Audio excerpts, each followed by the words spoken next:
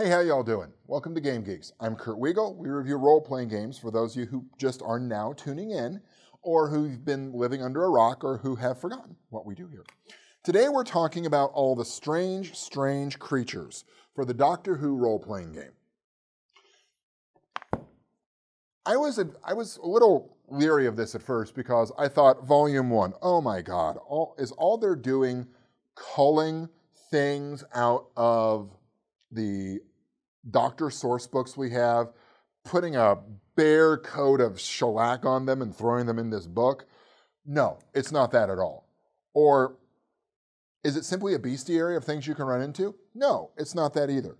What we have here is a collection of monsters, or critters, beings, aliens, whatever the noun you want to use is for Doctor Who, but it presents them in a very interesting way because they get a better description. No longer is it just, here's the monster, here's its abilities, here's what it does. What this gives you is each entry has a background, motives, encounters you might have with them, how to use them in your game, plot seeds, a lot of stuff you can use. It has a very high utility for that reason. Now, I'm not going to go through every single critter listed in here because I find lists like that to be a little tedious.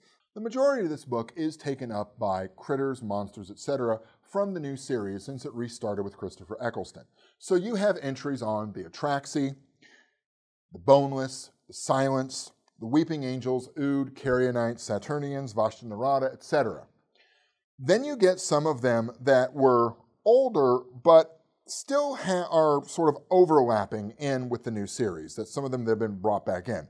For example, the Great Intelligence, Autons and the Nestine Consciousness, Silurians, Sontarans, Cybermen, Daleks. Now, those two really get a lot more attention, mainly because there's been a lot more attention paid to them in the series.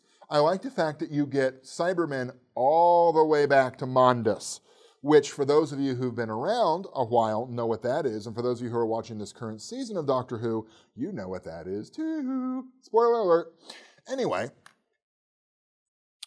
the thing that really thrilled my old Doctor Who heart was the fact that you have entries on the Axos, which we haven't seen that since what, John Pertwee?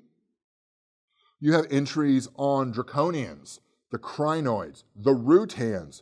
All right, the first person who doesn't look it up and in the comments below can tell me what a Rutan is has my respect. Here's the rules for that. You got to be first and you cannot look it up. Not that I'll know if you will, but it's an honor thing. Okay. So then there is a pretty nice section on building your own monsters for the Doctor Who game.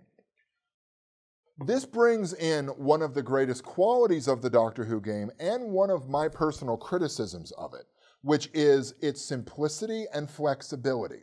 The simplicity of it, there's not a lot of rules to trip over. You can juggle pretty much everything you need. If you've got a GM who has a decent memory, there probably won't be much digging in the rulebook for stuff.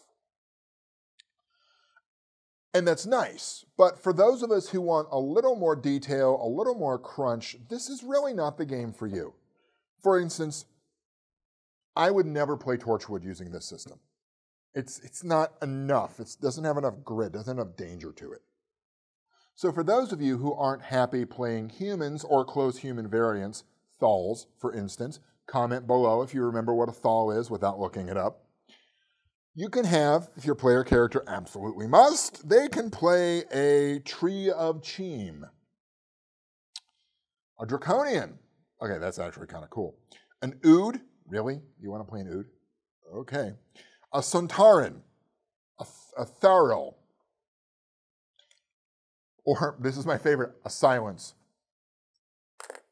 It might be an interesting challenge to play a Silence once, but I think the thrill of role-playing will get old after 5 seconds. It's just me. This is Volume 1, which means more promise, more are impending to come. further detailing out some of these creatures. I'm really glad my misconceptions on this were wrong. I'm particularly impressed with the detail that has gone in to describing their race's backstory, how they came to be, the psychology behind them. I am weary of Daleks. I'll just say that right up front. I have a lot of Dalek fatigue. I'm done with them. Cybermen are kind of interesting. I don't really like the new Cybermen of the series. I think the old ones were actually scarier to me, but maybe that's because I was younger when I was watching them. I'm really glad my misconceptions about this book were wrong. It's not just a collection of monsters they've cut and pasted out of their Doctor source books. It's not just simply a bestiary. There's a lot of detail in here. I'm very impressed with the research that went into these, especially for things like the Tharls and the Rutans, who only showed up once in the series. I don't know how canon some of the New Adventures or Lost Adventures books are, if they're considered or not. Some of the names have crept in every once in a while, but I don't know if they're really considered canon anymore or not. But this is Doctor Who. What is canon anyway? I mean, how many Atlanti have there been? So this is actually a really good supplement for that book, for the game. I think it's worth its price, to be honest with you, particularly if you want to delve into the details of some of these monsters. Plus, Tharls get a mention. Folks, I had to go look up what a Tharl was. That's how far back that digs. And honestly, I didn't know it because it was in a section of Tom Baker Adventures that my PBS didn't carry. So I have a small excuse. Not really, it's the internet age. And I'm 45, I can watch whatever I want. Have a good day gaming, y'all.